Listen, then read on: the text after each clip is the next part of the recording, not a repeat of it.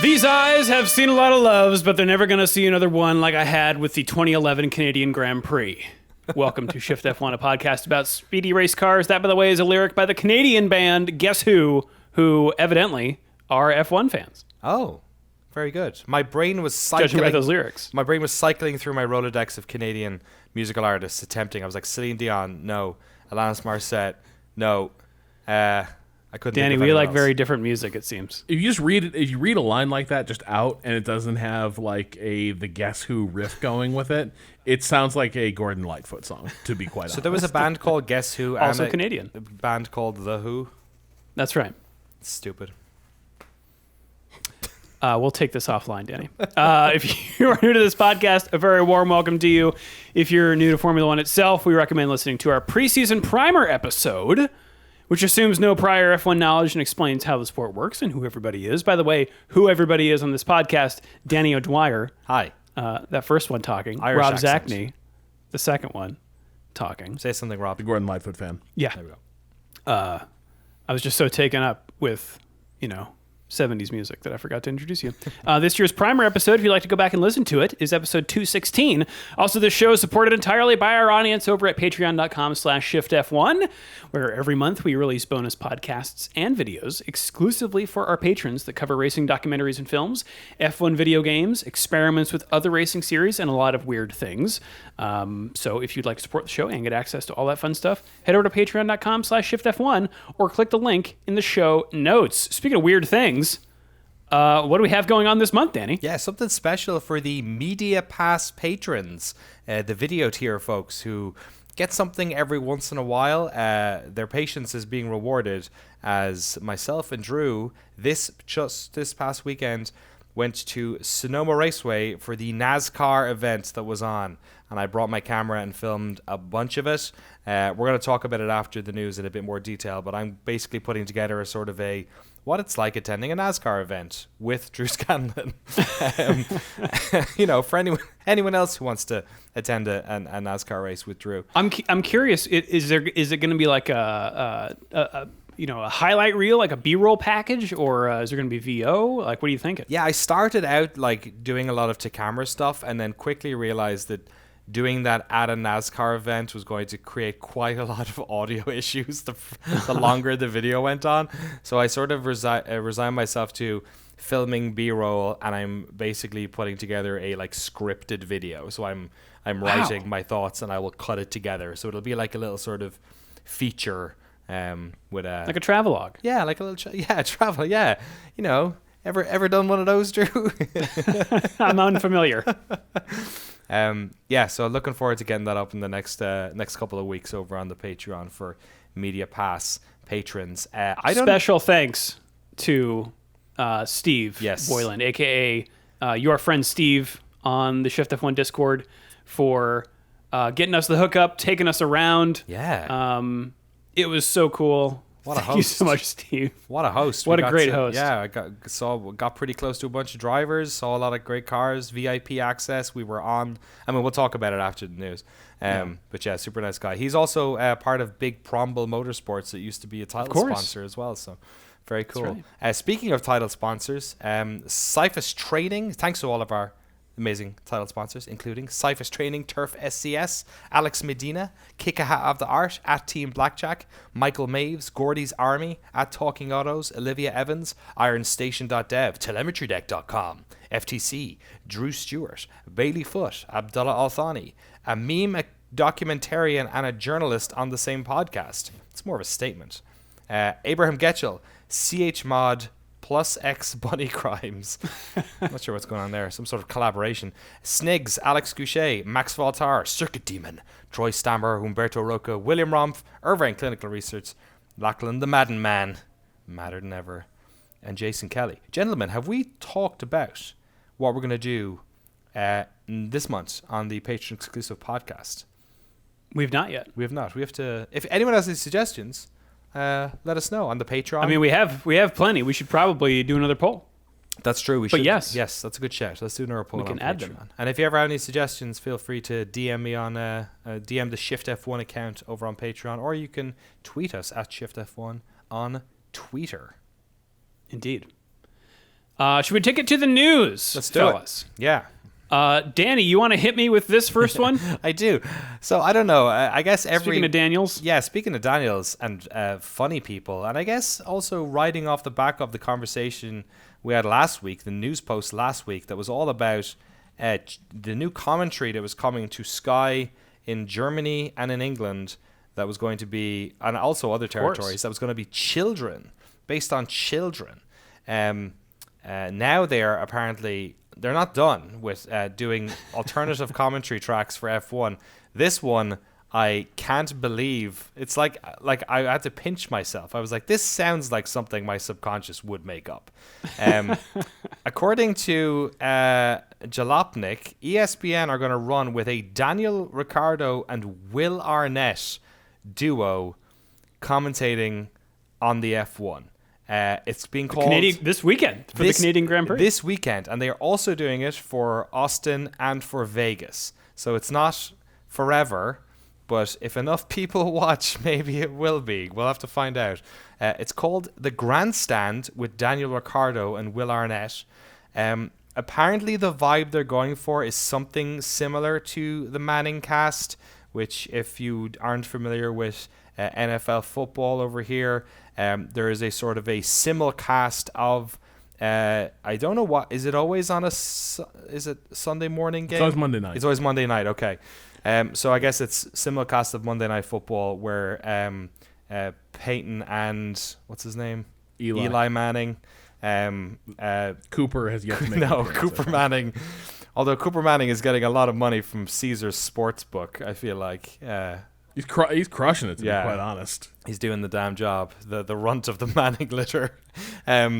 They do basically like a sort of, it's almost like a Twitch stream of football. It's the easiest way of putting it. It's very relaxed. They sit back and just chew the fat, and they have guests on and stuff like that. Apparently, they're also going to have guests on this show. Got a couple of quotes here from that Jalopnik story. Ricardo says, "We will have some amazing guests, plenty of laughs, and with some luck, bring fans another step closer to the sport I love so much. Buckle up, America." That's very good. And then Arnett says, "The more I learn about Formula One, the more I'm intrigued by it. The opportunity to work with Mika Hakkinen, he's talking about, on my podcast was fantastic. And I'm really looking forward to doing this show with Daniel. We're going to have fun, and so will the viewers." I need to listen to this Mika Hakkinen and Will Arnett podcast. What's that about? Oh, they have. I keep getting recommended this podcast. It's like everyone I know is like, "Drew, you would love this," and I just haven't listened to it yet. It's called Smartless. It's with Will Arnett, Jason Bateman, and Sean Hayes. I've listened to a couple of episodes of it. It's really good. I keep forgetting to go back and listen to more of it. Yeah. But I guess they drift into F1 stuff occasionally. Wait. They did a Netflix show. Fast and Loose, F1 with Will Arnett. Oh. A Wondery podcast. Okay. Oh, is that something different? Else? How many podcasts? He's like one of the few celebrities that kept doing podcasts once COVID chilled out a bit. I mean, he's got the voice for it. He does, yeah. Have you ever watched, what was that show he did? I thought it was the funniest thing ever. The one where they had like, he had a guest and they had to improv the whole thing. The crime show? Crime Land or something, Crime Town. Yeah. That was that episode he did with the football player. Who was it? It was is it Marshawn Lynch? It was Beast Mode. Yeah, it was one of the. Who was at the NASCAR race? Was he not? Was he? I think he was. I can't remember. He was there. I know Braun Strowman was, or whatever his name is. Okay. WWE racer. I wouldn't be surprised. Yeah. Anyway, so I have a lot of Will Arnett stuff to catch up on. Apparently, I think this is gonna be fun. I think that's a good idea. Apparently, it's gonna be on at ESPN too. Yeah, I think it'll be fun to, if not to watch the race live, then maybe to watch it again a second time. I am definitely watching this broadcast. Right. I am so curious. Yeah. So I think maybe it'll be successful. I think so. The Manning cast thing is the best of these, in part because the Mannings are kind of weird and their energy can be kind of weird watching a football game. And that's kind of what makes it engaging. And sometimes like when they're really invested in the game, the commentary gets really, really good, or at least very entertaining. The the knockoff version of this is Stephen A's World, which is another ESPN thing that they were doing during ESPN like broadcasts, where you have the main ESPN basketball game on like the main channel, and then on ESPN2, it's Stephen A. Smith and friends watching it and like talking over the game. But Stephen A. is such a starfucker that that it just turned into kind of a dull, sycophantic late night talk show host, where there's just no spark to it whatsoever. Yeah. At times it was good, but a lot of times it was kind of dull. I'm curious where this is going to come down. I guess probably the best way to preview that is to listen to Fast and Loose. Fast and Loose F1 is where the world of Formula One collides with comedian Will Arnett for his hilarious and shockingly insightful commentary immediately following the checkered flag. Each race, Will is joined by F1 legend. Each race, so they've got Mika Hakkinen on lock. Or was Mika Hakkinen and rotating producing co-hosts? It maybe? Yeah, Michelle Beadle, Katie Osborne, the Kid Marrow, as they bring you post-race recaps and analysis, dive deep into all the drama and catfighting between the teams. So chat with the drivers and take listener calls. So presumably he was like into F1. I don't. My favorite one was Bill Burr is into F1, and like on his like. I've also been sent those clips. Yeah. I listened to his podcast like on and off for a few years, and he'll just like just riff on MotoGP. He's kind of into a bit more now these days. You can tell. Like I think celebrities are not immune to the F1ification of America. So it's been interesting seeing like who's into it or not. But yeah, presumably Will Arnett knows a bit then. I don't know. Because what I don't want is one of these like, chalk and cheese, like I know loads about F1 because I drive a car and I know nothing. Like that'll just be not Well, cool. that's what I'm really curious to see. It's like, who is the play-by-play? Who is the color guy? Is it both? Are they like, how is this actually going to be? Will it be commentary? Will it be more just like, a giant bomb watchover stream? Yeah, right. It's gonna be weird. We'll have to wait and see. Check it out on ESPN2, I believe. I don't know what you this weekend. Check out clips on the internet, I guess, if you're not in North America. Yeah. Well, speaking of trying weird stuff on television. Oh my god! Rob. Oh my god! Yeah, so I don't know how far along this is. This comes from Deadline. It is about a scripted TV series called One, starring Felicity Jones. And it is produced by Bedrock Entertainment. And so like it combines a lot of people with various producer credits for whatever that is worth. It's often how these things are announced in Hollywood. And there's a lot of like, if you like these previous projects, maybe you'll like this, but that's hard to say.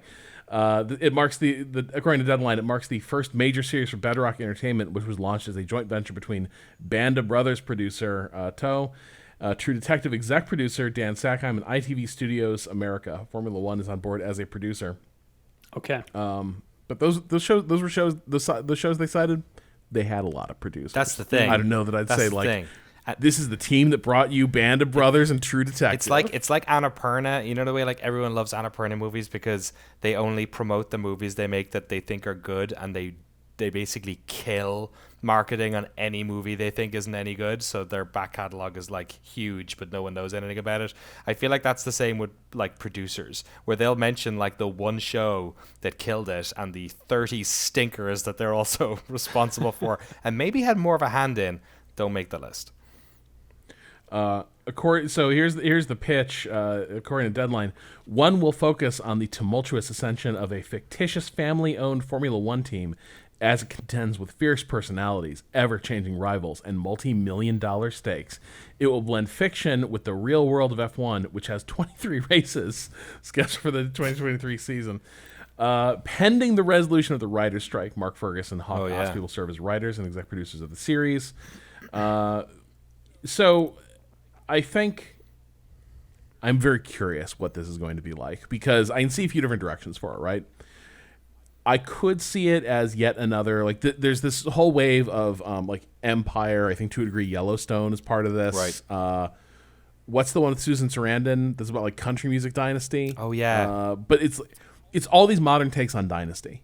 And F1, I could kind of see something like it lending itself to that, where someone, like, saw the Williams documentary and was like, what about this? What about this? But like less British diffidence and more like like heightened operatic emotions. I could see it being that. I think for me the big question is like, is Felicity Jones being cast as like a Claire Williams type character in the story, or as a driver?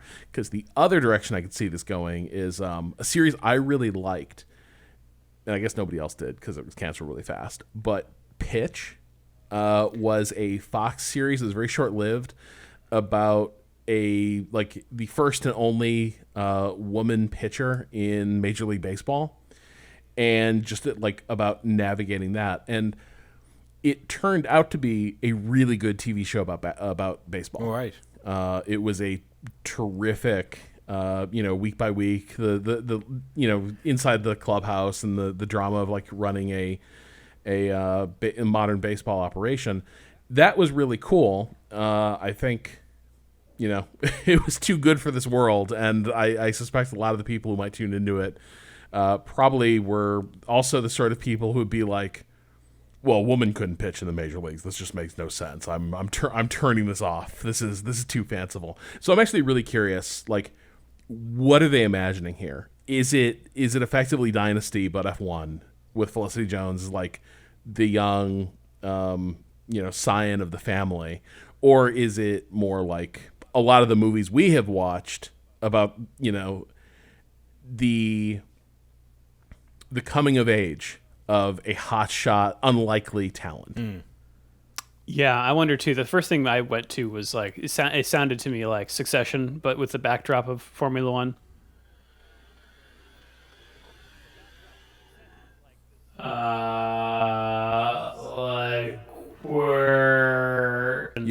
And it's interwoven with that, but it's really about the people. So that's kind of the image I have of this, but like, I don't even know if it'll ever see the light of day, right? Especially with the writer's strike. So, interesting that Formula One is, putting money into stuff like this, though. Like they are trying a lot of new things. There's definitely a thirst to keep the momentum up on this growth, I guess. Yes. We were having an interesting conversation with Steve about NASCAR, actually, about the history of NASCAR over the past 20 years, and he was saying that some of the F1 stuff these days remind him a bit of the sort of like peak of NASCAR popularity, maybe, what was it, like 16, 17 years ago or something. He was kind of saying, and how they sort of like dropped the ball a bit. They tried to ride the wave and they just drove it into the ground instead. Yeah. So there's some of that is coming. I'm starting to think about that, like further down past the shadow a little bit of like, will we look back in a couple of years and look at some of these things that now seem, kind of like all fun and games, or even like, the Vegas Grand Prix or anything like that, and will we now realize like, oh yeah, those were all pointing in the wrong direction and we should have seen it coming? Like, I don't know, it's hard to tell. I mean, you never know when a wave is crested. Right. It's really hard to know, and frequently it's easy to say, like they kind of became victims of their own success, and that's where the decline began because they were making decisions at the time the wave was crested. But all that stuff becomes very like, not even 20/20 hindsight. It just assumes that it couldn't have gone a different way, right?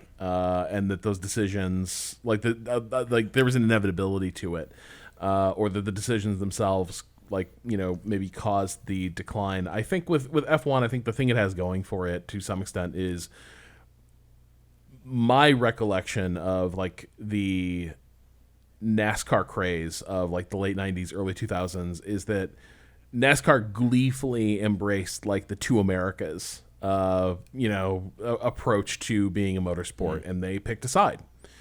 And they became identified with it wasn't just a racing series. It was now a way of life. It was a like cultural identifier, and that's cool. But NASCAR hadn't been that before. Like, as much as you can say, it's always been like sort of the Southern motorsport. Yeah, but like my family was watching NASCAR in the 80s. We got more into like Indy as it went along, but like by the 2000s, there was kind of a vibe that it's clear who this is for. It ain't me. Right. I'm not sure Liberty could go that direction even if they wanted to, because it is such a determinedly European sport. Aren't they? Well, are they trying to though? Like if they're trying to produce this, prestige television show. But it's funny, like in a way I feel like we've talked about it before about how like if you go back and look at F1 10 years ago, it did feel way less inclusive. Like it had a very particular tone and like vibe to it, and I think we've all talked about how the drivers are kind of responsible for shaking that up a good amount, and obviously the TV show has either echoed that or helped that as well. In a way I kind of feel like with the ESPN stuff and with this show and with Drive to Survive and with the F1, there's kind of lots of ways to be an F1 fan these days. Like my sister now doesn't really have time to like sit down and watch the races anymore, but she's reconnected with F1 because she gets to sit down and watch the Drive to Survive every year, and that has her kind of like tuning in a little bit to the races here and there. And like I feel like in years past, like especially like when I was growing up, like you just needed to like wake up at a weird time and sit down in front of the BBC and watch the broadcast, and that's how you were an F1 And if fan. you didn't, there was nothing else, right? No, Now we have there's a YouTube channel. Now we have multiple podcasts You like from totally. Formula One, like Well, original that was a huge part of written it. content. To say nothing of all the community created stuff like this podcast, Yeah. WTF1, whatever it is, I mean, like Bernie Ecclestone's stewardship of F1 was actively hostile to new media. He was one of those guys who was just deeply skeptical. And I think, honestly, with good reason. I think if we look at the trajectory of a lot of media properties around the advent of the internet, like I'm not sure that like immediately going in with both feet was necessarily the play at the time in those early stages. But F1 was like fighting a rearguard action against like YouTube highlights. Oh, like, man. way past when it made sense. I remember Giant Bomb used to get cease and desist when people would post the logo, right? Yes, to the wiki. Yeah. Crazy. Incredible. But like I don't know, like I think it's one of those things where the sport was in some ways I think they probably do. They love the idea of saying this was part of a sort of master plan for all how this was going to go. But I do think, for years and years F1 had just sort of settled into a sort of complacency about like this is who our audience is. We have no penetration in the U.S., so our audience is going to be weirdos getting up at the odd hours to follow the sport, and we're kind of good with that. And then things loosen up, and there were a few events that did cause the sport to kind of catch fire and reach a new audience, and they've run with that. I will say, NASCAR tried this, I think, last year. NASCAR made a show called The Crew, starring Kevin James. It was a sitcom about life inside a NASCAR. You're car. kidding. Wow. Bruce McGill played Bobby Spencer, the owner and the old CEO of the racing team. Jillian Miller was Catherine Spencer, the new CEO, the daughter of Bobby Spencer Racing. Boys. I think we found our patron exclusive podcast for June. Oh my fucking God. Is it still on Netflix? 40% on Hang Rotten on. Tomatoes. Let me open Netflix and see, because who knows what's still on the calendars anymore. But I watched an episode of it, and I found it very hard to watch that full episode. Is it still? It's still there. Wow. It's still All there. right, that's going in the poll then. That's fair. Democracy will. I'm watching the season 1 trailer, and all I can see is Kevin James drinking from the largest possible Dunkin' Donuts branded cup you could possibly put on TV. So, yeah. Wow. All right. Well, Hoisted by my own knowledge of weird attempts to tie in scripted television to motorsports. well, Rob, we got one more here from the news section. What's going on with Spa? Well, I mean, to an extent, I will admit up front, having said every year how much I love Spa and how much of a great old track it is and how like F1 would not be F1 without it, I'll be honest here, Spa has had crap races now for like 3 years running. This era of F1 rules does not seem to have been kind to Spa. But one of the things that we also covered was that Spa really did undertake an effort to modernize the track, both from a safety standpoint, but also to improve its like literal physical accessibility to like large numbers of fans, and to improve the like quality of the venue itself and the things that there are to do while you're at Spa. And this was all to sort of conform to what is Liberty Media's conception of every F1 race should have a huge like festival vibe. So I guess Spa has been doing 1-year extensions year to year for the Grand Prix. And like last year, they signed the 1-year extension the morning of the Grand Prix at Spa. Oh my goodness. Wow. And so I gather they are still negotiating for 1-year extensions because F1 does appear to badly want to cut races from the European calendar. They really want to take the racing elsewhere, and so there was a plan. One of the things that was listed as a thing that would cause Spa to go away was the South African Grand Prix at Kyalami, and that has, I guess, kind of fallen apart, at least for now. So that indicates that Spa maybe gets another year or two. But You're saying that if Formula One had made that happen in South Africa, they would say, well, we don't need Spa anymore. Is that what you're saying? Well, there was another solution they were kicking around. According to Autosport, there were rumors that they would make, oh man, this would talk about international incidents. They were going to make Belgium and the Netherlands trade off. Oh wow. 1 year Spa, 1 year Zandvoort? 1 year Zandvoort. Wow. God. This was kind of how they split the child in Germany for a number of years, right? It was 1 year Nürburgring, 1 year Hockenheim. By the way, this is the other thing that is putting extra pressure on the European calendar. With Audi coming into the sport, they want a German Grand Prix back. Right. Yeah. And so they are pushing to get Germany back on the calendar, bring it back to Hockenheim, and at that point, they finally drove a stake through the heart of a major European F1 race, and now Audi's back and wants it to come home. So there's a lot of tension around this. I think. The thing is, Spa is one of those tracks where I think a lot of the drivers do rally around. They always praise it as like one of the old classics. But it does kind of seem like long term, whatever the Spa organizers do, whatever they do with that facility, F1 wants to have fewer races in Europe and take it elsewhere.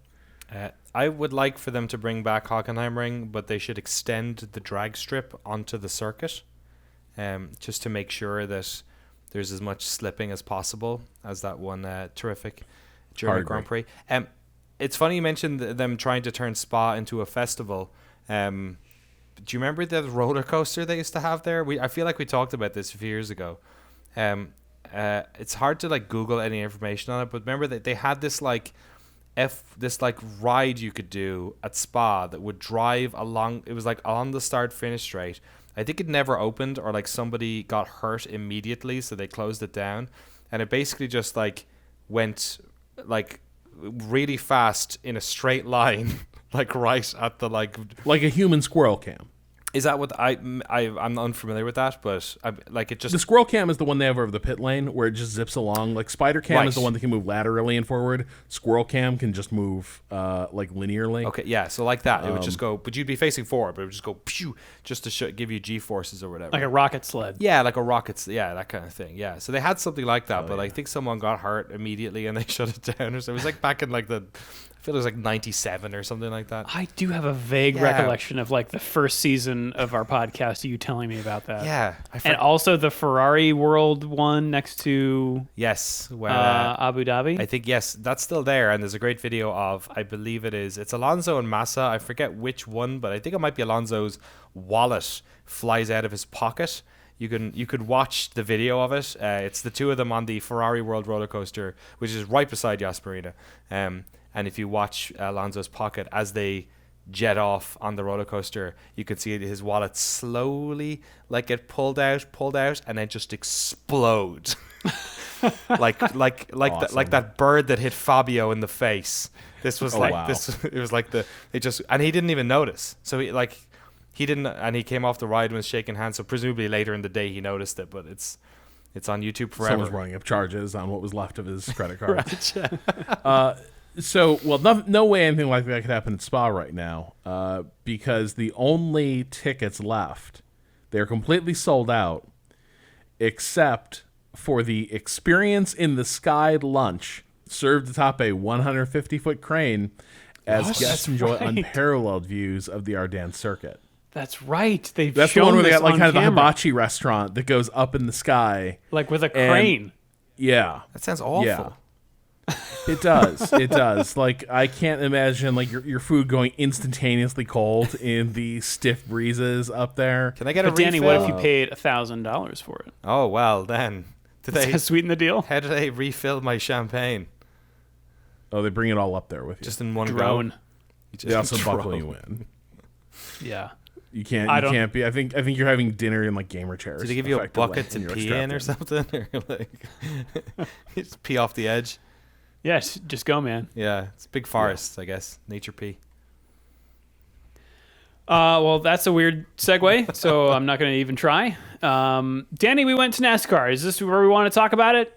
Because I would love to talk about it because it was awesome. Yeah, it was great. Yeah. It was funny. This year, this is the time of year where there's a big video game conference on every year, and this year I forgoed it because there was a possibility of NASCAR happening. And I'm glad I did. It was a bunch of fun. I live so close to the circuit. It's ridiculous. Like afterwards, I met my wife and kid at our like pool place we go to, which was like a 15-minute drive away from Sonoma Raceway. It was like surprisingly easy traffic getting in and everything. I was kind of surprised that the crowds weren't bigger. Like we did go and leave early. We did. That's true. We turned up early and we left early. But yeah, it was not packed, the stands, although we are, in Northern California, far away from, I guess, the heartland of NASCAR.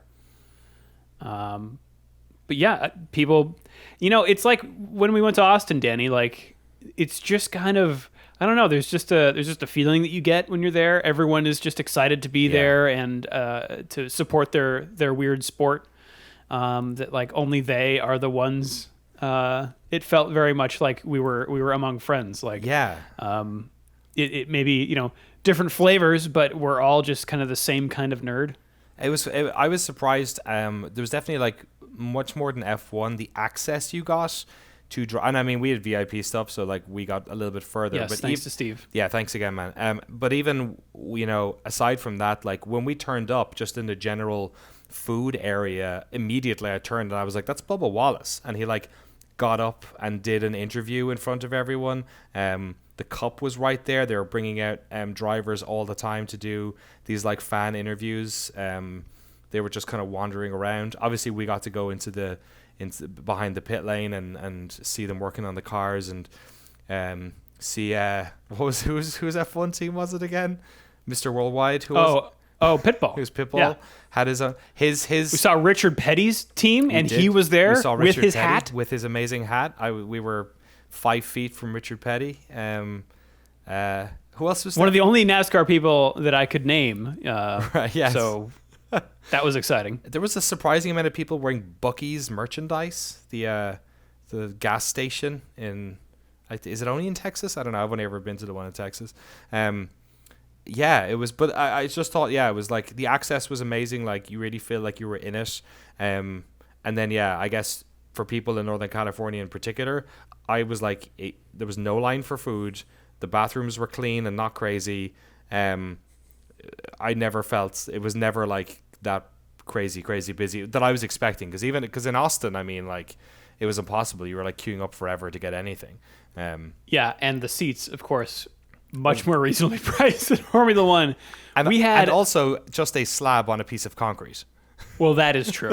Yes, they were very much, sort of like a Greek amphitheater. Yes. But we sat at turn 2. Oh, what a spot! Had great seats. We saw the pass for the lead. We did. Right in front of us, and we paid $67 a piece. It's crazy. It was so turn 2 is right at the top of the hill. So so basically the overtake kind of starts at the top of the hill, and we could see all the way down to I don't know, was that turn 4 or 5, but like you could basically see where if they were going to overtake, they would do it by then. So it was a great little story. Our little bit was a great little story. And I will also say, I never got this at F1.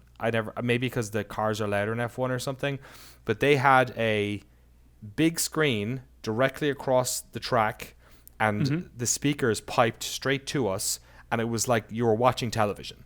So I had full knowledge of what was going on in the rest of the circuit while we were watching, and then the cars would come up. And I never felt that at least in Austin. I always felt afterwards I had to rewatch the race to figure out what was going on. Yeah, I feel like we did have a screen and they were blasting some audio at us, but it was tougher to follow. It's probably like, depending on where you're sitting. But right. I'll tell you, like we, because we had those VIP passes, which I think you can upgrade your ticket to get access to. We were, there were a lot of other people there with those passes. We were in the pit lane, basically in a blank pit box for the start of the race. So cool. And to hear and feel mostly 36 cars do a rolling start right in front of you is one of the most exhilarating feelings I have ever experienced. It was so cool. We were in the pit lane, so there was maybe like 30 feet of tarmac, which was the pit lane, until you got to it. And then just a concrete wall, and then just also like we were surrounded, like we were literally parallel with all of these pit crews who were like, the guy with the leaf blower was the funniest thing I've ever seen. He was a guy whose job was to like basically get debris and dirt presumably out of the pit box, and it was just this one leaf, and it would blow every once in a while, would blow over, and he'd like spend 20 seconds blowing it away again. And then there was someone else spraying something which had an incredible smell to it. And you said you wondered if it was some type of like spray adhesive? Yeah, spray adhesive. And it did have a glue-like, varnish-like sort of smell to it. But he kept spraying it directly, like kind of where you'd imagine the tires would go. So I'm guessing, something like that. We also, I guess this is just a lot of minutia about the Sonoma Speedway, but if you're in the area, there's a cool part where we were walking up to turn 2 to get to our seats, and there's an overpass, like a walkway over the track, and there are 2 points where you can look through the chain link gap and almost be over the track and watch the cars like doing a turn right underneath you. And that's super cool too. It's a great spot. And just as well, if you've ever like seen Sonoma in a video game or anything, the height of that like corkscrew like up the hill is the like topographical change there is like so dramatic in real life. It is a hike. Yeah, we had to walk up to get to turn 2. Yeah. Everyone was super cool. I was like, there was a crowd in front of us who were kind of like standing watching, and then noticed I was there and like asked if it was okay, and then sat down, and like people were just like enjoying it. There was a lot of fans for certain drivers and stuff like that. A lot of like I don't know, I felt like it was a good mix of people too. Like there was definitely diehards, definitely out of towners as well. Some people were like representing their states or local races on their shirts and stuff. But yeah, it was good fun. Speaking of shirts, I wanted to get the gaudiest NASCAR shirt I could find. Achieved. And I found one. Team and driver agnostic. It's just the Sonoma Speedway and some stock cars on it with the date.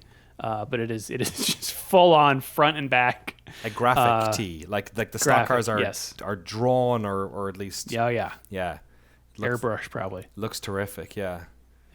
Good time. Yeah, great, lots of fun. And after talking to Steve, I have I know more about NASCAR now. I feel like I have a better appreciation for it. If I watched a race, I feel like I could get into it a little more. So I don't know if it was on, maybe I would watch a few races here. Yeah, totally. It's actually made me like think about, because I was the only reason I left just before the end, and the only reason I did is I was like super anxious that I was going to get stuck in traffic and I had to like go home to help my wife with my kid with a thing we had on. So I was a bit anxious about that. but it made me really feel like, okay, next time I do this, I want to camp. Like I want to do the whole thing. I want to Oh, yeah. have some beers and camp it out. And I was looking at Talladega's on in October. I was like, could I just Oh, yeah. just even on my own, just go, get a ticket, go camp out. Like, what would that be like, So I got it playing with the idea. Maybe we'll see. I don't know. Yeah. I mean, and take your kid. Yeah. What a great thing for a kid. I'll bet. There was one kid She'd who was love it. beside us in the pit lane, and the minute one of the cars started up, he just started crying. I felt so bad. We all had earplugs in, but even you can feel it in your chest. It's just Yeah. It's intimidating. It's wild.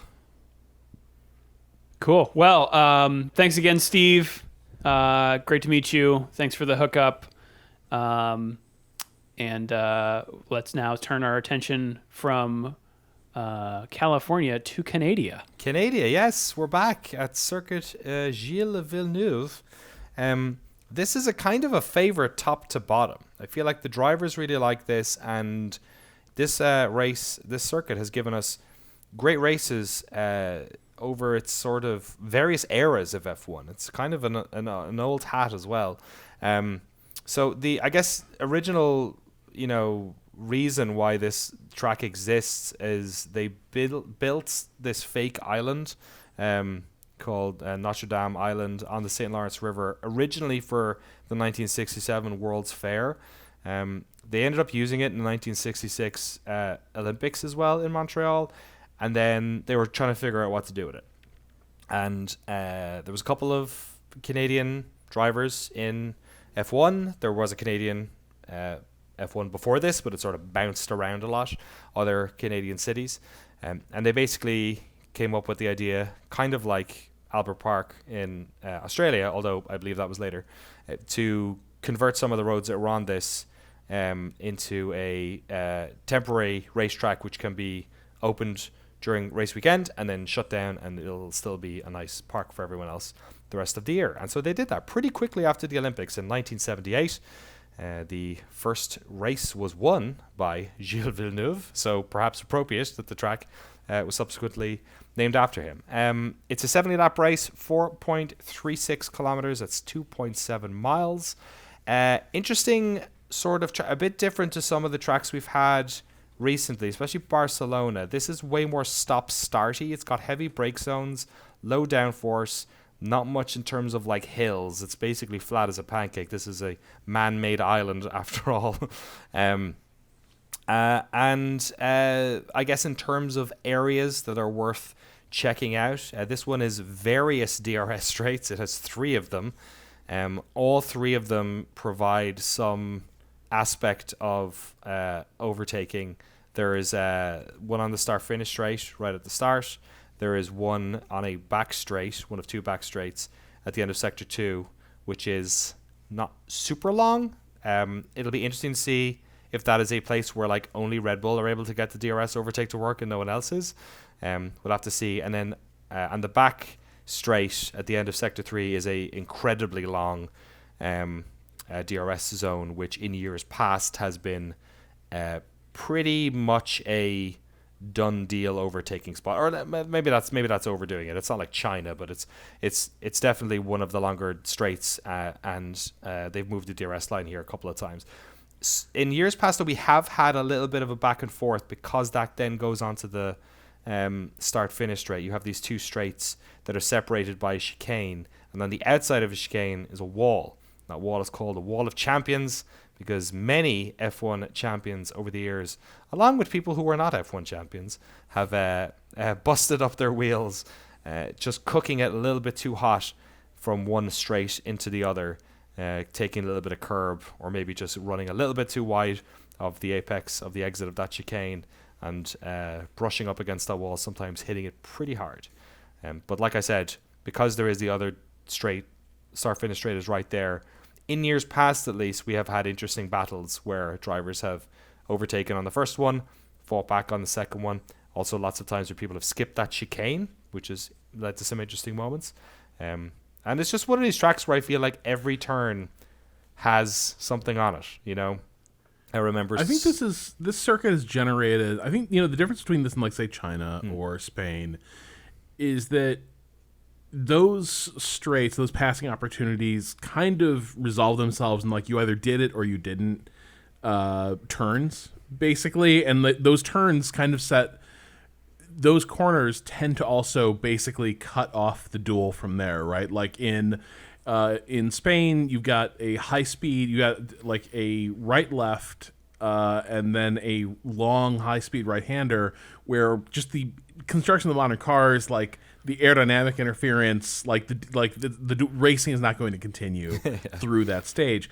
China, it's been a while since we've seen it. We don't know what it would be like in this current era, but that was again like just ridiculous speeds coming up to a pretty straightforward hairpin.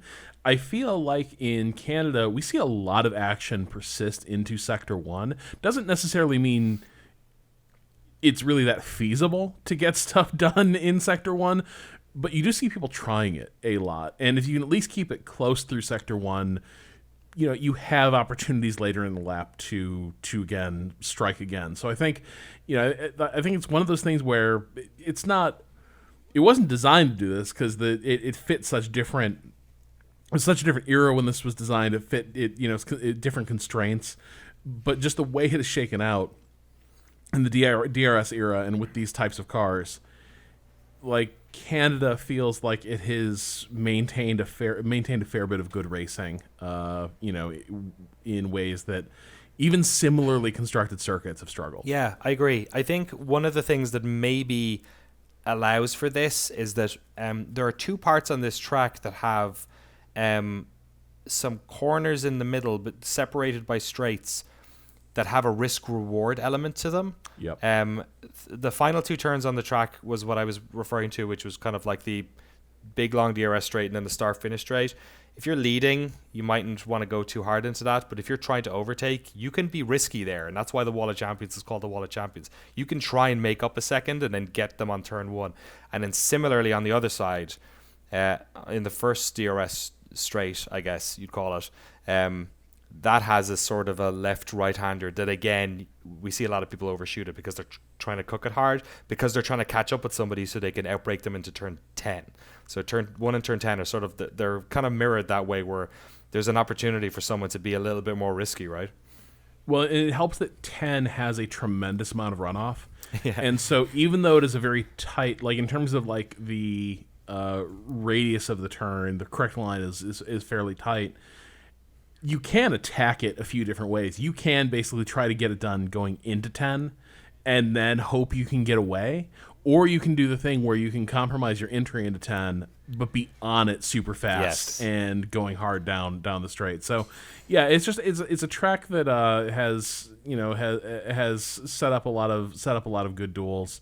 Hopefully we get another one here, though. I will say I have never heard so much lowering of expectations from the teams heading into a race. Oh, really? Oh, my God. Everybody. So everyone's like either has rolled out or is rolling out upgrades. And pretty much all of them are saying up front, it probably isn't going to do a lot for us in Canada. Canada's probably not going to be very good for us. I think Mercedes are probably the prime offenders here because they're down on straight line speed, and so their position is this does not have the high speed corners that they need to really get back into contention, and that Red Bull is just such a rocket ship that we've seen the way that thing can gallop. But it also does feel in some ways like there is a battle between Mercedes and Ferrari to sort of pour me through the season, so that if they have a good one, it's like, damn, it's an underdog triumph. And then outside of that, again, downplaying. I think Toto Wolff, they were asking about the good performance coming out of Spain and what his hopes were for this. And he's like, I'm never an optimist. And I'm like, well, that's a new one. I think there's nothing more optimistic than I think we fixed the car, guys, at the end of last year into this one.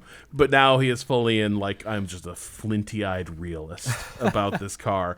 So there is an awful lot of teams coming into this, like setting lower expectations about what they can get done here. Part of it is that It is true. Like, Canada is built for speed. And, you either have a car that can haul ass or you don't, and pretty much everyone knows like what the score is there.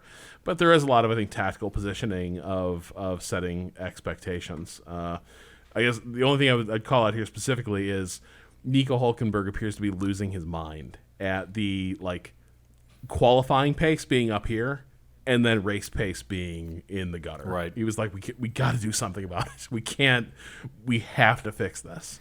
But yeah, the teams are unhappy heading into this race. If you are unhappy at watching this race afterwards, or you're looking to familiarize yourself with Canada, we have many times, and will again in the future, recommend watching the 2011 race. If you go on F1 TV, do not Google it, do not look anything about it. Do not balk at the length of the race. There are some red flags. You can skip those parts. It is an absolute classic. I remember watching it live and losing my mind. I may watch it before the race this Sunday again. It's been a few years. I might do it. That's 2011, a great race. I saw an article calling that one of the most overrated races for so-and-so. Okay. And I almost wrote a letter to the editor being like, I did not expect clickbaity articles like this within the hallowed halls of autosport. Well, let's just say rain is a factor in that race. Yes. As it might be this weekend. Ooh. Looking toward the forecast, we're looking at 58% chance of precip on qualifying day with temperatures high of 70 or 21 Celsius. Okay. Light wind on qualifying and race day. Slightly higher, 22 Celsius, 71 at race time on race day. And precipitation looking to be about 25% at race time. So, hey, if it rains for 25% of the race, I'll be happy. Yeah. Sign me up. And as we head into the Canadian Grand Prix, the driver standings look like this. Max Verstappen on top with 170 points. His teammate Sergio Perez in second with 117. Fernando Alonso's in third with 99 points. Lewis Hamilton in fourth with 87.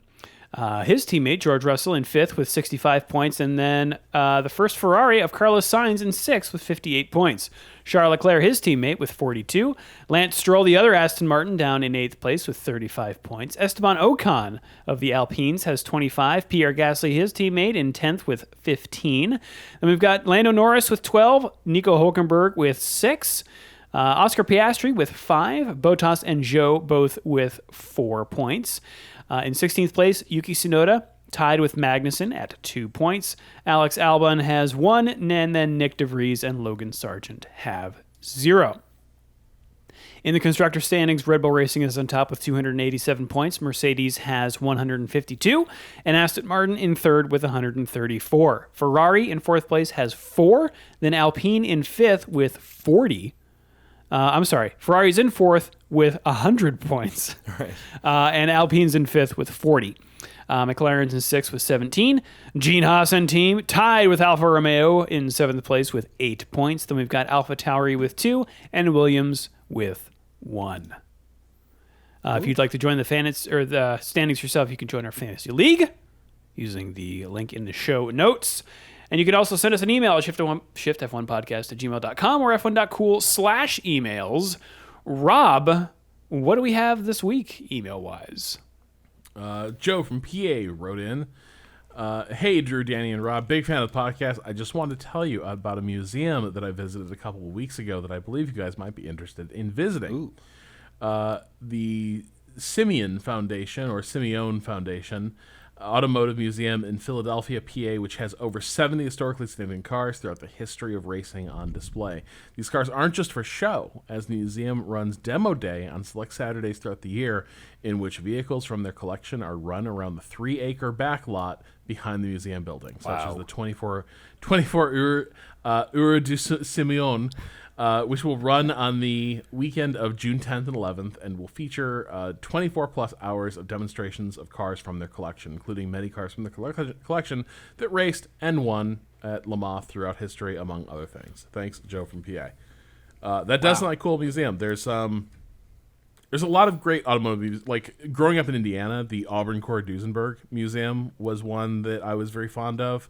That is named for 3 defunct auto manufacturers that were based in Indiana. Wow. And like, I want to say Cord had like really awesome, like forward-looking, streamlined design type cars, and then Duesenberg was like the Rolls Royce of the Midwest. And like, she's a doozy comes from that. Oh wow. Oh, I didn't know yeah. that. That's cool. Yeah, That's like cool. that. It was such a like iconic luxury car that it sort of coined a piece of English idiom. Duesenberg. I think there's a major car museum in Atlanta I've always wanted to check out, and that's sort of up there. And then pretty much every manufacturer has their like corporate museum of great cars, and those always seem like an absolute candy shop if you can go. Have you ever? I would be surprised if most major metropolitan areas did not have an auto museum of some kind, right? Like there's just so many cars. There are tons of airplane museums, and those are even, more expensive and weirder to store and display. So cars, I imagine, are more ubiquitous. So I guess I would say do some internet searching. Find an auto museum near you. Yeah, I just did, and I was like, I didn't know that the California Automobile Museum is in Sacramento. There is apparently an Academy of Art University Automobile Museum that I did not know about either, which is in San Francisco. I'm guessing there's loads in LA as well. I'm sure. Jay Leno's garage. Sometimes, yeah, exactly. Sometimes I feel like I live in a automobile museum now because Petaluma, is such a. I had no idea just about the car culture. I'd watched American Graffiti, which was obviously filmed up here, but like. Go listen to our podcast. Yeah, exactly. Yeah, but like driving around here, just some of the car, just like like daily drivers that are just like absolutely insane. Those like big like truck looking 2-seaters and stuff. It's a lot of fun. A lot of stuff that like I have no context for because none of these cars were ever sold outside of America, right? When we had Ladas in Ireland, so it's cool. It's Did you really? Yeah, we did. Yeah. There was loads of Ladas in Ireland. Yeah, I don't know why, because they were cheap probably. I hadn't seen one in years because they brought in a national car test that was required for every car, for various different things. It was part of when we joined the European Union, and so basically a lot of old cars became unroadworthy overnight almost. So typical of the tyranny of Brussels. I know. Yeah. How God forbid.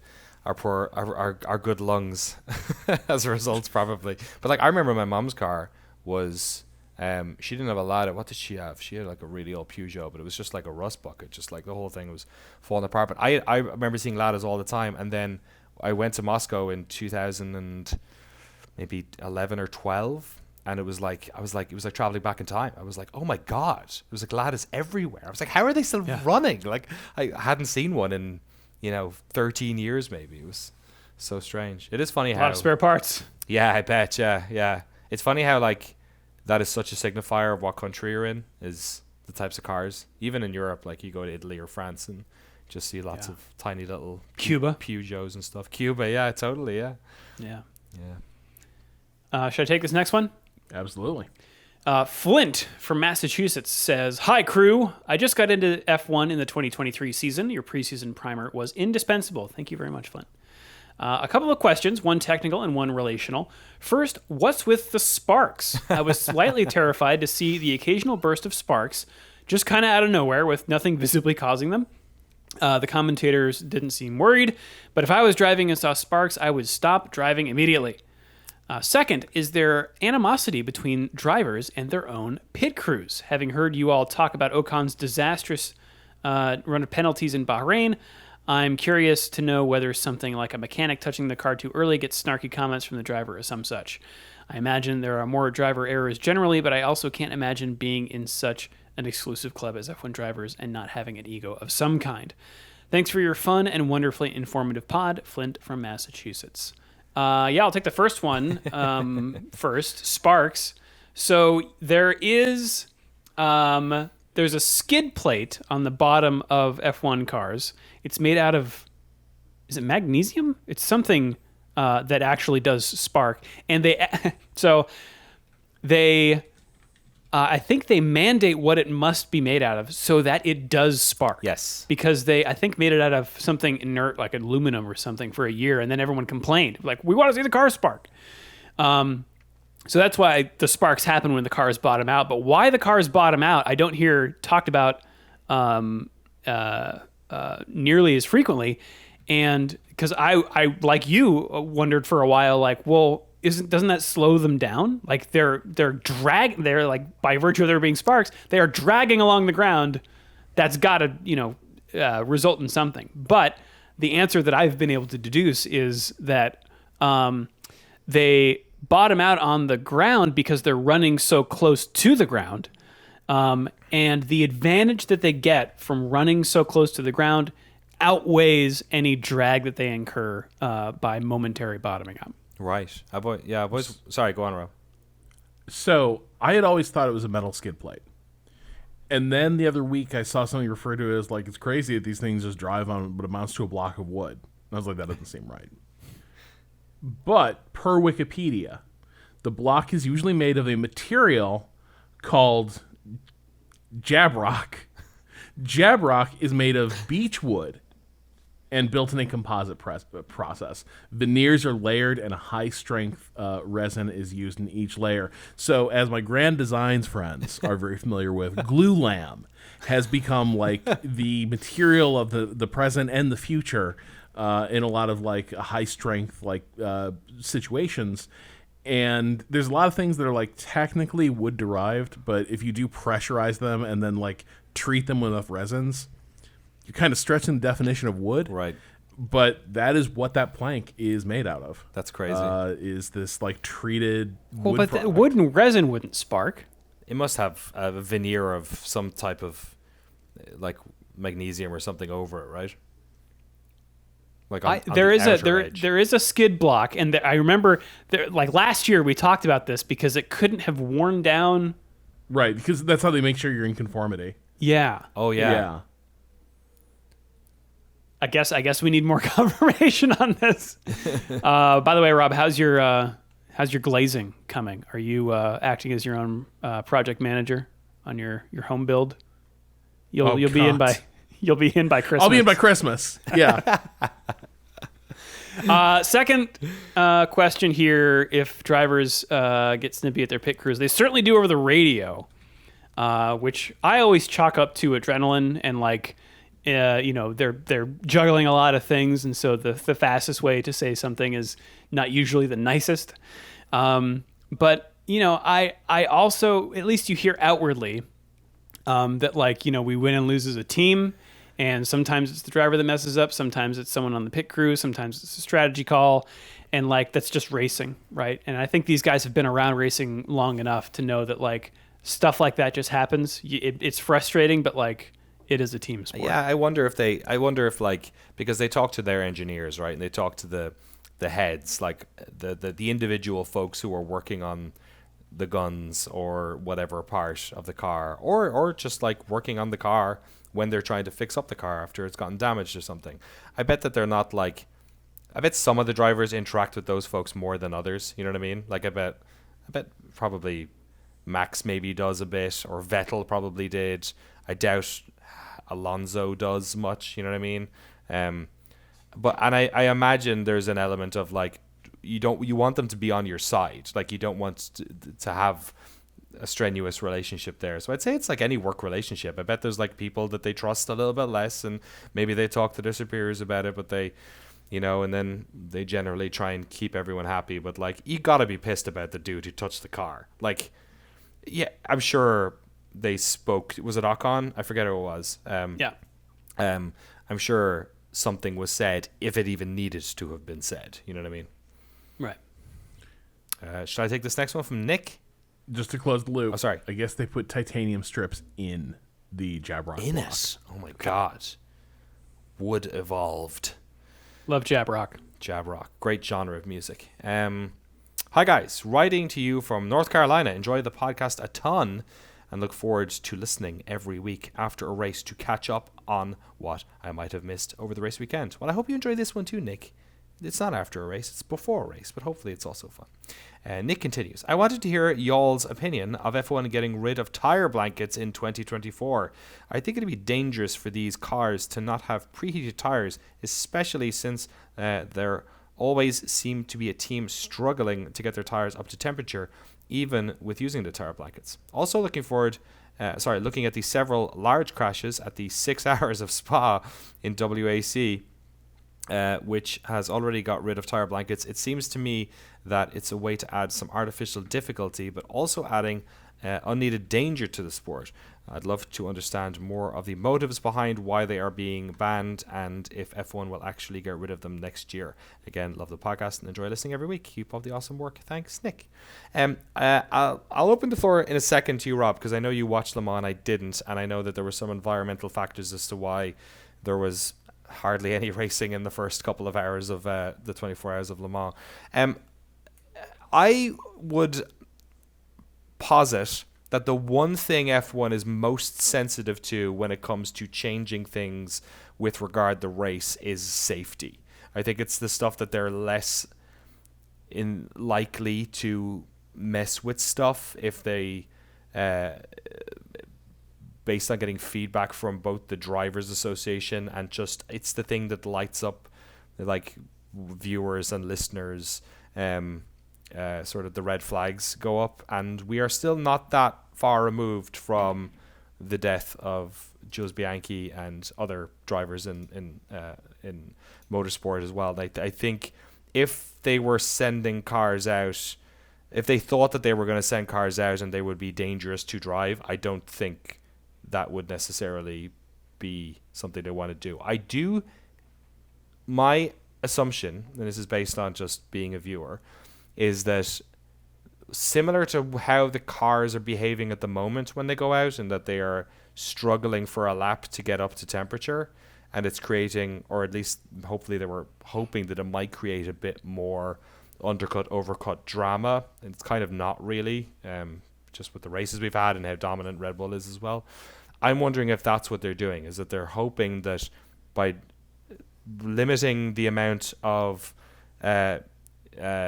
the ability of the tires to get grippy as quickly as possible leaving the pits, that they're hoping that they're going to create more of a risk-reward curve with regard to pit lanes. That it's not just about getting in and then having a spot that's got no traffic or that you can cover somebody off, but that there's going to be this element of the car is going to be a bit harder to control, and that you're going to have to work to get the tires up to temperature in that outlap as well. That's my assumption. But also, as we've seen before, a lot of the times they don't really know until you do it. And there's a lot of stuff that's going to change between this year and next year as well that might have an impact on that too. What do you guys think? Am I giving them too much credit for it, or do you think similarly?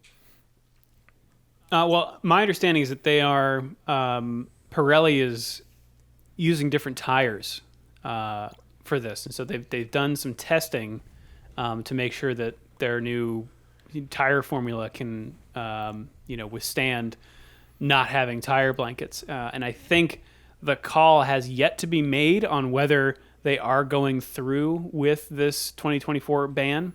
There's a vote on it later this year after the British GP, I gather. Because drivers have raised the concern where, like, it's not going to do anything to improve the show, and we're already struggling for grip. Making it worse is going to make it more dangerous. I don't know. I think it's ostensibly, though, for ecological reasons, that they're spending a lot of energy, like electricity, heating these things to 100 degrees Celsius. Although they have been tapering that off, I think. Considering the amount of energy that goes into making one of these tires, that is very funny. That they're worried, especially given what they do to the tires after a race weekend. after 3 laps. Yep. Just crunch the extra unused ones, and they're junk now. Yeah, I do. That is one of the justifications for it. Certainly. Gotta get to net zero somehow. Everyone has to do their part. But But I am of two minds about this. Like, one, I think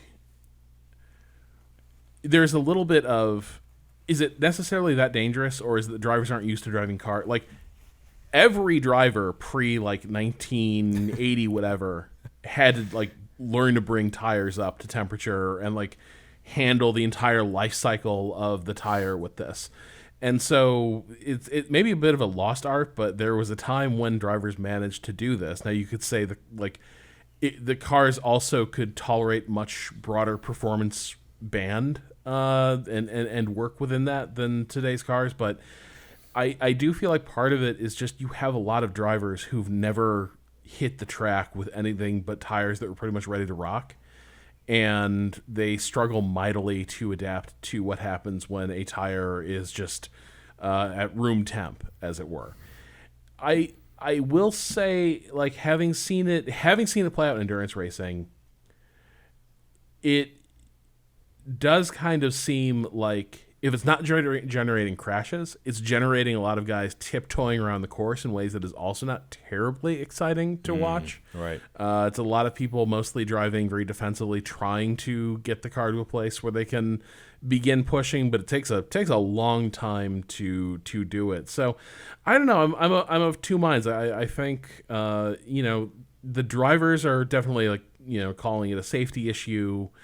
I think part of it is also, they just don't have the technique right now, sort of built into the muscle memory to handle it, and so none of them want to drive under it, and they're sort of calling it a safety issue, but also to an extent it is a pushing comfort zones issue. Do you think that had much to do with the red flags at Le Mans? Was that more the weather? Well, so I think here's what I think is related.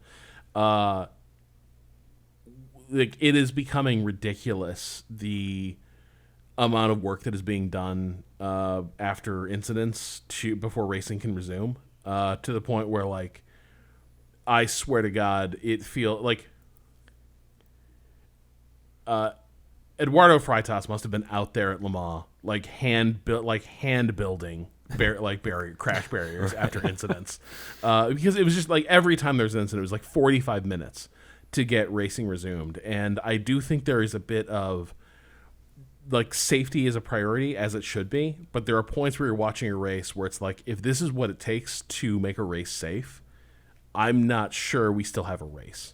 Because I've been sitting here for like 5-6 hours, and most of it has been watching cars go around in circles while people are rebuilding a barrier here, rearranging tires over here, and then doing like involved pass around procedures. Yeah, or you need some solution to quickly, replace that stuff. Like, it shouldn't be a surprise that an incident happened, right? And like, oh, they hit the barrier. What do we do? Like, there should be more different contingencies, faster contingencies, to replace this kind of stuff. Eventually, if your response to everything is we have to mitigate every risk, eventually you do start pushing into risk mitigation strategies that are so involved and so contrary to the intent of what you're doing there in the first place, that it begins to feel a little bit self-defeating. And I think at times it has gone that way. Especially given that, again, restarts are when incidents tend to happen. You know what I mean? It's thank God we got that barricade fixed, because then we just had a restart, just launched 4 more cars into a different one. So is that a net safety gain? I also do feel, though, and I saw this, we talked about it in Spain. I saw it a lot at Le Mans. There's something about, the way tires are working right now, or something about the way drivers are used to running. They seem bad at mixed conditions. When we're talking about tricky conditions, I'm seeing a lot of tracks that I'm like, this doesn't look that tricky. That's a mostly dry track, and it is just it is a comedy of errors you see unfolding, and part of it is just there's either something in the way drivers are conditioned to run in these conditions, or something has shifted in the way the cars and the tires interact with these conditions that makes it real unpredictable. But I do feel like more and more I'm just seeing a lot of like, boy, why did that happen? Why can that people not drive today? Happening at various events where you shouldn't be thinking that. I was wondering that with F1 with Monaco and Spain. And I was wondering, because one of the things we've heard over the past couple of years is just how little they're able to see the track. I was wondering, Yes. can they just not see the wet spots that they could 10 years ago? You know what I mean? Eyeball it? Who knows? Because those are both tracks where there were parts of the track that were totally fine, and there were parts of the track that were wet. And presumably the only way they could know about that was somebody in the engineering box watching television and telling them where it was wet. Obviously they could feel it, but like sometimes that's too late. Well, and I wonder if like cars are so heavy now, does it also like eliminate some of the feel drivers have for just like the exact connection the car has to the road? I don't know. Yeah. But it's consistent. This does tie into something. Someone wrote in. Stephen wrote in with a great email. Stephen did a analysis of red flags. Stephen writes, after the Australian GP, I was wondering whether the use of red flags in F1 has increased compared to previous years. I've been following F1 since 1988, and it definitely feels like we've seen more race-altering red flags than ever before. I've seen a lot of articles online asking the same question, all using the same source data, the Wikipedia list of red-flagged Formula One races, but they only seem to focus on numbers and not causes. I did some analysis and found the results surprising. Summary. I'm getting the sense we have a man of science here. Summary. There is no overall trend in the number of red flags since their introduction in 1971. Current rate is comparable to seasons in the mid-'80s. However, there has been a considerable recent increase in red flags since a record low in the early 2000s. That makes sense to me, because to me it feels like this is unprecedented. But early 2000s is when this like really started to get baked in to my expectation of F1. Until 2010, the vast majority of red flags were triggered by first or second lap incidents and resulted in a full race restart. Late race red flags were rare and predominantly caused by bad weather affecting racing for the whole field. In the last decade, red flags have been spread across race distances with more potential for generating race-altering results. I put together some dashboards and posted some graphs on Twitter. They list their Twitter account. I'll link it.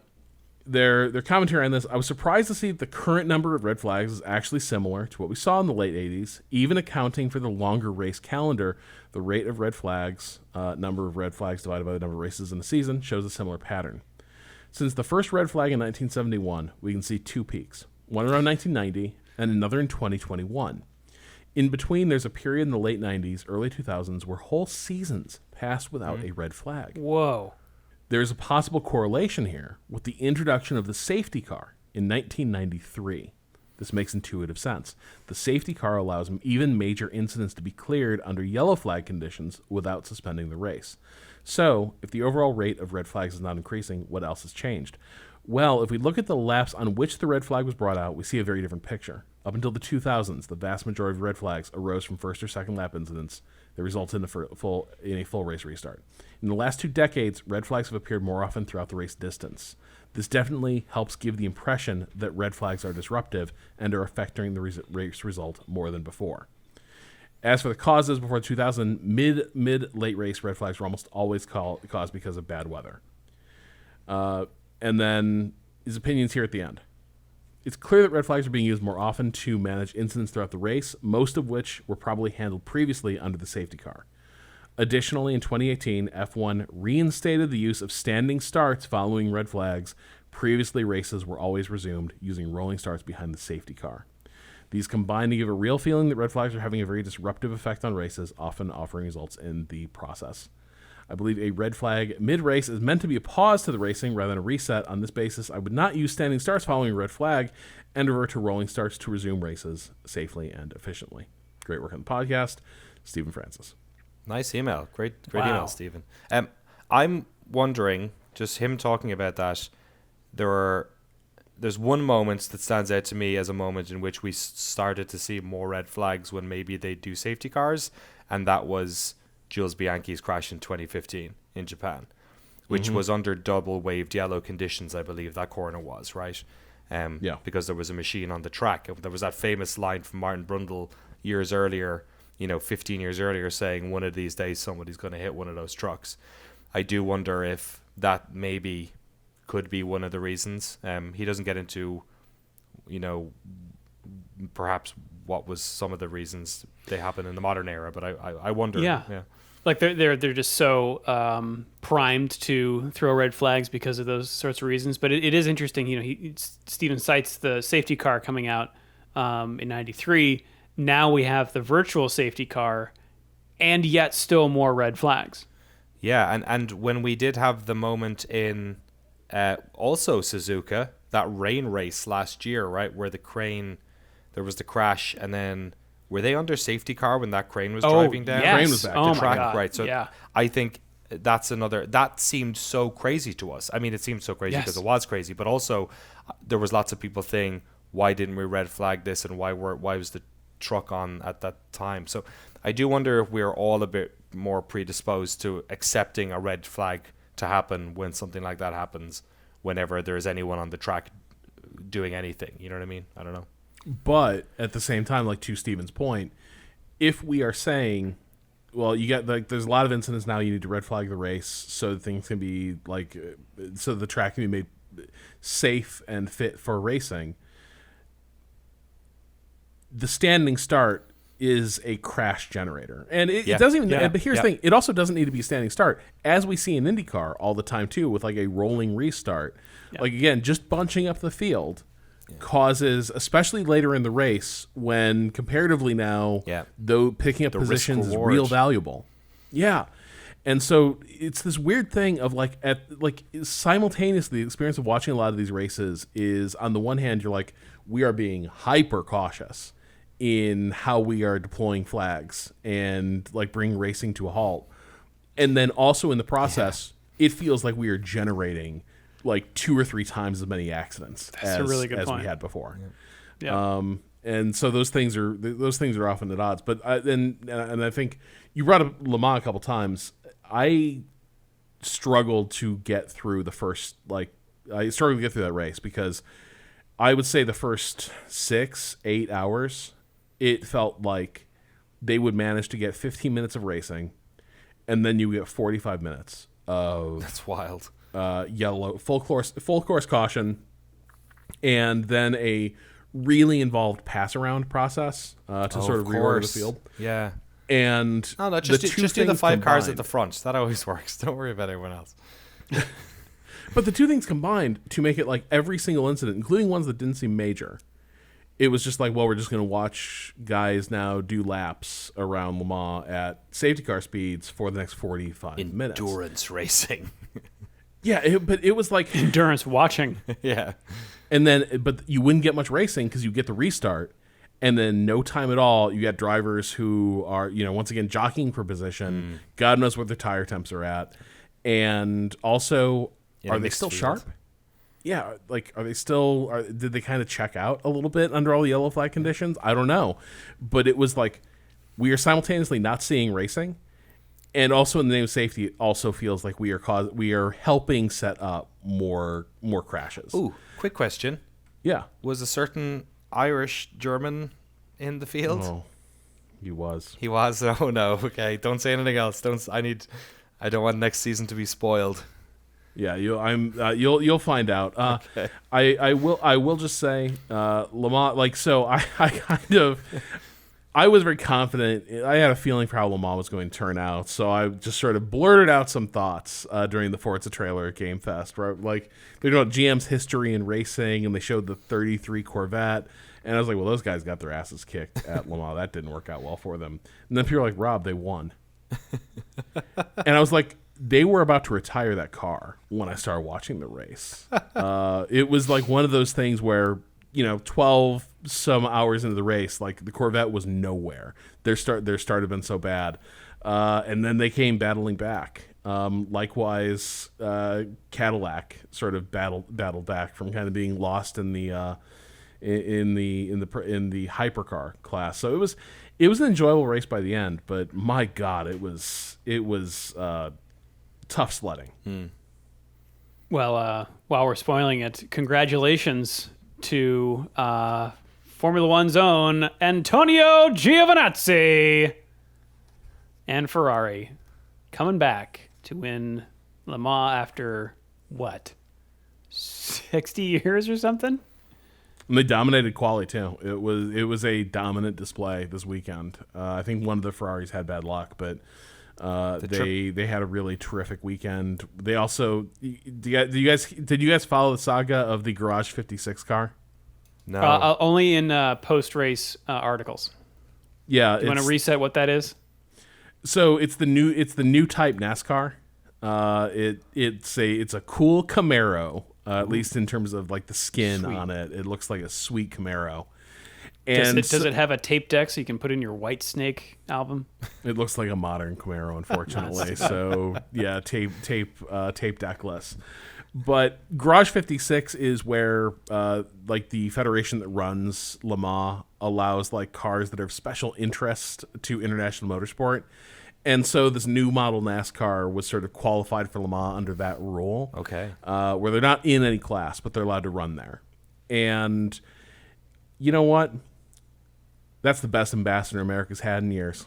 It just won the hearts and minds of all them European racing fans, hearing these piddly little, small V8 hybrids and such going around the track, V6 hybrids, twin scroll, and then the Garage 56, like NASCAR Camaro would just come. Like, there's tons of videos from the stands at Le Mans. Like, here's what all the cars in the class sound like, and here comes the Garage 56 car. And it is just like the sound of how like fighters at speed sound like they're ripping the sky open? It's kind of that.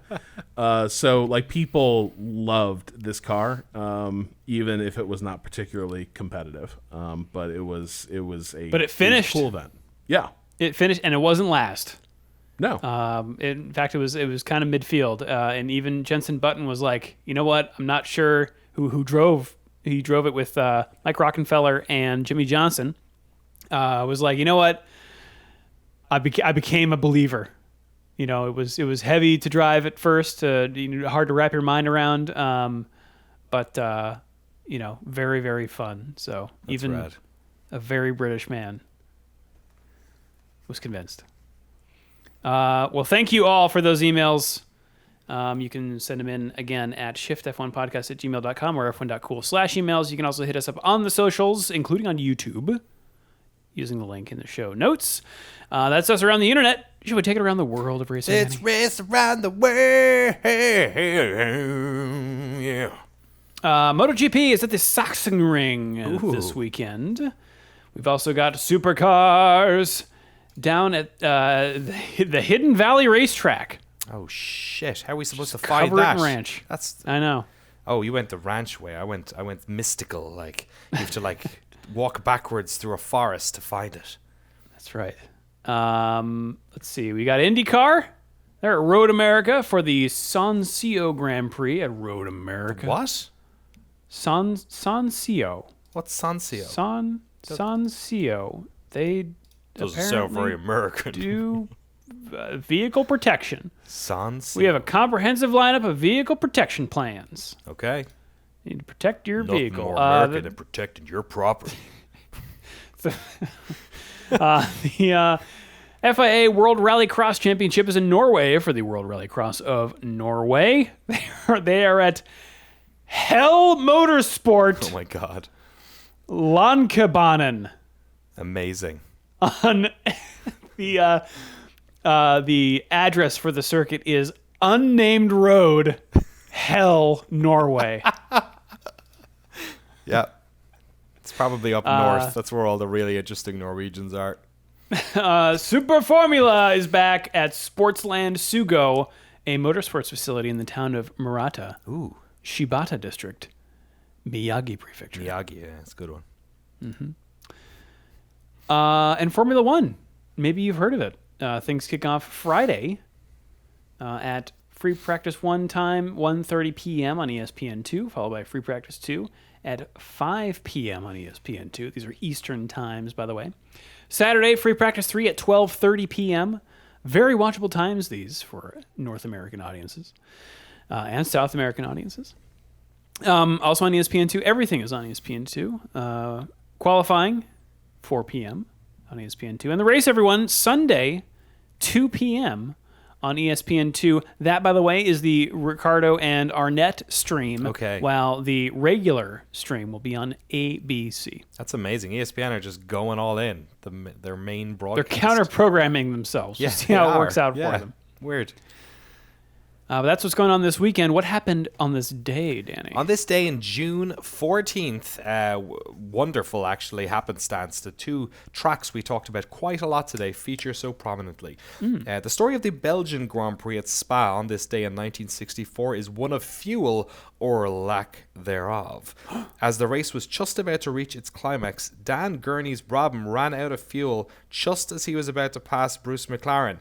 Graham Hill's BRM soon followed suit, leaving McLaren with a clear path to victory, until his engine also cut out with just a couple of quarters to go, having run out of fuel. He coasted towards the finish line, willing his car to get there as Jim Clark arrived at full pelt. In a nail-biting finish, Clark was able to whiz across the line just before McLaren could get there.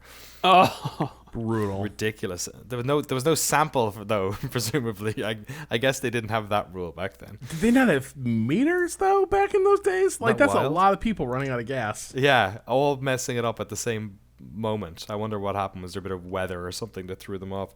At the Canadian Grand Prix today in 1982, Nigel Mansell could not blame fuel problems for his failure to win. In a dominant Williams car, he had already won 5 races that season, but spun early on to hand victory to McLaren's Gerhard Berger. Good stuff. love a Gerhard Berger. I love a Gerhard Burger. Absolutely.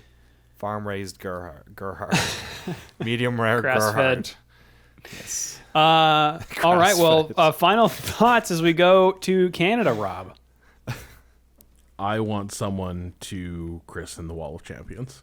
Ooh. Who? Danny, final Pick thoughts. one. I want Rob to pick one. That's my. Who's a champion? Or a future champion? A future champion? I don't know.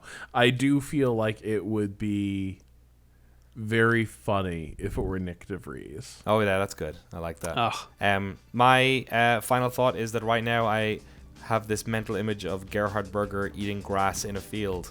And I think that's going to stay with me for quite a while. Go watch the 2011 Canadian Grand Prix on F1 TV. You will not regret it.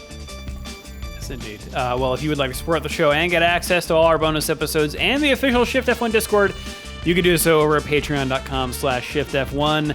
Have a good race weekend, everyone. We will see you all next week. Meow.